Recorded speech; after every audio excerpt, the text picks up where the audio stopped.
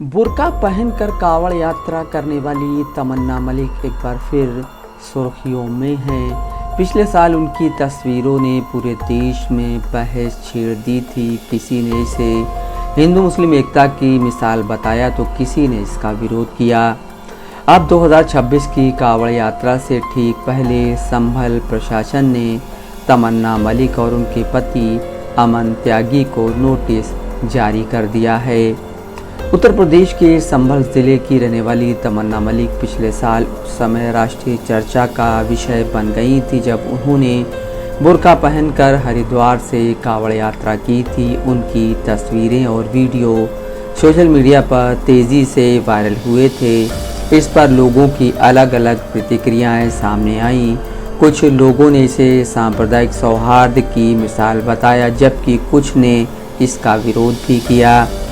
अब एक बार फिर तमन्ना मलिक ने इस साल भी कांवड़ यात्रा करने की तैयारी की है, लेकिन यात्रा शुरू होने से पहले ही संभल प्रशासन की ओर से उन्हें और उनके पति अमन त्यागी को नोटिस भेजा गया है। प्रशासन के मुताबिक पिछले साल इस मुद्दे को लेकर दो समुदायों के बीच तनाव की स्थिति बनी थी। इसी आशंका को देखते हुए असमोली थाना पुलिस की रिपोर्ट के आधार पर एसडीएम कोर्ट ने भारतीय नागरिक सुरक्षा संहिता यानी बीएनएस की संबंधित धाराओं के तहत एहतियातन कार्रवाई करते हुए दोनों को नोटिस जारी किया। साथ ही शांति बनाए रखने के लिए मुचलका भरने की प्रक्रिया पूरी करने के निर्देश दिए गए। नोटिस मिलने के बाद अमन त्यागी एसडीएम कोर्ट पहुंचे और कानूनी औपचारिकताएं पूरी की। इसके बाद उन्होंने सोशल मीडिया पर वीडियो जारी कर प्रशासन की कार्रवाई पर सवाल उठाए।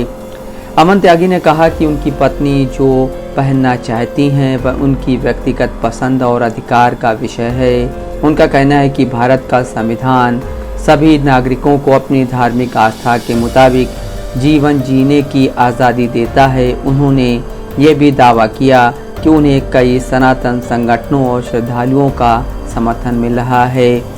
दोस्तों, जब से हमने ये बोला है कि हमें हरिद्वार जा रहे हैं हम लोग, तो न जाने क्यों पुलिस प्रशासन का भी नोटिस मिला था हमको और कोर्ट से भी कल हमारे पास एक नोटिस आया है कि आप हरिद्वार ये कपड़े पहन के नहीं जा सकते, बुर्का पहन के नहीं जा सकते और वैसे नहीं जा सकते। मैं आप लोगों से ये पूछना चाहता हूँ कि क्या हम महादेव की नगरी या अपने महादेव के अगर द्वार जाना चाहते हैं तो कपड़े भी किसी से पूछकर पहन के जाने पड़ेंगे हमको? बुर्का पहनने से अगर किसी की भावनाएं आहत हुई हैं या आहत हो रही हैं तो उन 100 करोड़ हिंदुओं का क्या जिन्हें जोधा अकबर सीरियल टीवी पर चलाकर दिखाया जाता है? इस देश में 100 करोड़ हिंदू रहता है लेकिन उसकी भावना आहत कब होती है ये किसी को पता नहीं चलता।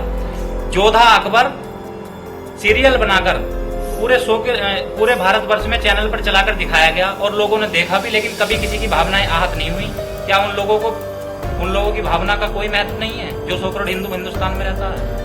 उन पर कोई मुकदमा हुआ जिन्होंने जोधा अकबर बनाकर आज भी दिखाया किस तरह अकबर ने जोधा बाई को अपने पास रखा, क्या करा क्या नहीं करा, ये सब कुछ दिखाने के बाद भी 100 करोड़ हिंदुओं की भावनाएं आहत नहीं हुई। लेकिन एक लड़की अगर हिंदू धर्म में आस्था रखती है और बुर्का पहनकर एक कांवर हरिद्वार से महादेव का जल लेकर आती है और अपने मंदिर पर आकर चढ़ाती है तो उससे न जाने कितने लोगों की भावनाएं आहत हो रही हैं। और हम हरिद्वार जाने के लिए भी कोर्ट का नोटिस मिल रहा है और प्रशासन का नोटिस मिल रहा है, जबकि हमने किसी को गलत नहीं बोला, किसी को गाली नहीं दी। हमने सर तन से जुदा करने की बात नहीं करते, हम सर तन से जुदा करने वाले लोग भी नहीं हैं। जो लोग हैं उनसे किसी को परेशानी नहीं है, उन पर कोई कार्रवाई नहीं होती, लेकिन हमारे पास नोटिस भेजा गया है।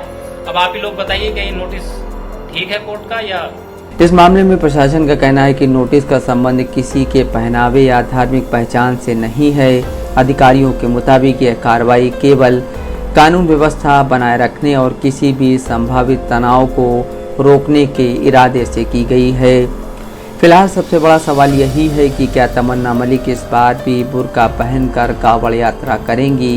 क्या प्रशासन की एहतियाती कार्रवाई के बावजूद यात्रा पहले की तरह होगी?